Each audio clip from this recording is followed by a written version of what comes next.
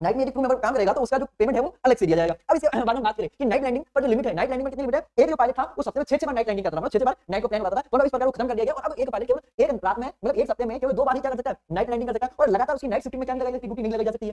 Flight duty का period क्या हो गया? लिमिट हो गया। ठीक है, एक होता है ना फ्लाइट ड्यूटी मतलब जब से इंजन स्टार्ट होता है तब से फ्लाइट ड्यूटी स्टार्ट हो जाती है। तो जो है ना फ्लाइट ड्यूटी रहती है उसके मतलब उसके समय को भी क्या कर दिया गया? कम कर दिया गया। और लंबी उड़ानों के बाद कितना, अगर लंबी उड़ान हो रही है, डोमेस्टिक में भी लंबी उड़ान हो रही है, उसके बाद उसको 24 घंटे का पायलट को, क्रू मेंबर को कम से कम 24 घंटे का रेस्ट आपको देना ही पड़ेगा। ठीक है, अब इस पर क्या असर पड़ा? इस पर असर पड़ा कि पायलट और क्रू मेंबर जब इस प्रकार से नियम आए तो पायलट और क्रू मेंबर्स की संख्या क्या हो गई? कम हो गई। हालांकि संख्या कम नहीं, पहले उतनी थी परंतु अब उतनी थी। पहले इस तरीके की पायलट आराम से 6 बार सप्ताह में फ्लाइट उड़ा सकता है रात को। और अब रात में ही क्यों? क्योंकि अधिकांश व्यक्ति फ्लाइट की यात्रा ही इसलिए करते हैं क्योंकि समय बच जाए, और नाइट में यात्रा करना ही क्या करते हैं वो लोग? प्रीफर करते हैं। अब जब इस प्रकार की स्थिति होने लगी तो इंडिगो द्वारा कुछ समस्या बताएगी। क्या समस्या बताएगी? कि हमारे प्लेन में टेक्निकल गड़बड़ है ना, मौसम से रिगार्डिंग प्रॉब्लम्स आ रही है, मौसम खराब है, एविएशन सिस्टम ज्यादा है, और सबसे बड़ी चीज है हम चलो ठीक है हम प्लेन भी उड़ा देंगे पर प्लेन हमारा सब रेडी है, सब देख रहे हैं मौसम, और हमारे पास स्टाफ ही नहीं है। नए नियम के अकॉर्डिंग हमारे पास स्टाफ की शॉर्टेज है, और स्टाफ की शॉर्टेज होने के कारण हमने क्या किया है? हमने जो फ्लाइट से वो डिले हो रही है, वो फ्लाइट से रद्द की गई है।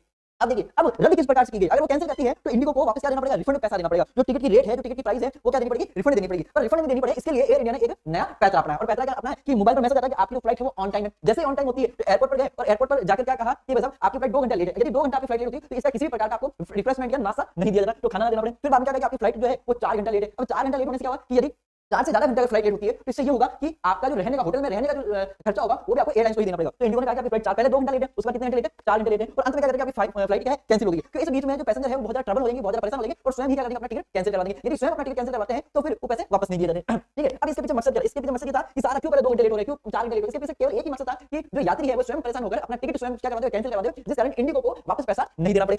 अब देखिए, अगर हम इस चीज को देखें तो देखिए आज हम बात करते हैं कि पायलट से क्यों कमी रहेगी। तो देखिए ये चीज आपको एक आंकड़ा मैसेज दिख रहा होगा। तो देखिए हम बात करें कि केवल इंडिगो के पास 417 फ्लाइट्स है। कितनी फ्लाइट्स है? 417 फ्लाइट्स है, और है ना इसमें पायलट कितने? 5500 पायलट किसके पास है? इंडिगो के पास है। मतलब एक फ्लाइट पर कितने पायलट है? 13 पायलट। अब आपको सर काफी है 13 पायलट, परंतु फ्लाइट जो है वो मल्टीपल्स होती है। मल्टीपल कैसे? एक फ्लाइट कंटिन्यू 24 घंटा वर्क कर रही है, परंतु इंसान है, कोई मशीन तो है नहीं जो कंटिन्यू कर सके, वर्क कर सके। इसी प्रकार से अलग-अलग डाटा दिया हुआ। अब देखिए इंडिगो को ही इतना फर्क नहीं पड़ा, बाकी दूसरी जो एयरलाइंस कंपनी है उन दूसरी एयरलाइंस कंपनियों को फर्क नहीं पड़ा। इसके पीछे क्या है? हमारे भारत में जितना भी जो है ना एविएशन का जो मार्केट है, एविएशन के पूरे मार्केट में केवल इंडिगो की जो परसेंटेज है वो 63.7, मतलब इतना बड़ा मार्केट, मतलब इंडिगो की एक अपना क्या है? मोनोपोली है। अब इंडिगो का जब इतना बड़ा मार्केट है तो सबसे ज्यादा फर्क भी किसे पड़ेगा? इंडिगो को पड़ेगा। बाकी को भी फर्क पड़ा है।